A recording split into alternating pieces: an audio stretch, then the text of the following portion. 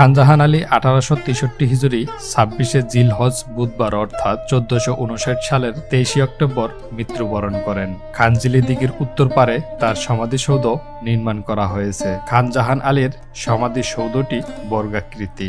সৌধের প্রাচীর 25 ফুট উঁচু এবং এর ছাদে রয়েছে একটি গম্বুজ। এই সমাধিসৌধের ভিতরে একটি পাথরের বেদিতে হযরত খানজাহান আলীর মাজার অবস্থিত। দারগাহ বা মাজার স্থাপত্য শৈলীর সাথে 60 গম্বুজ মসজিদের বেশ মিল রয়েছে।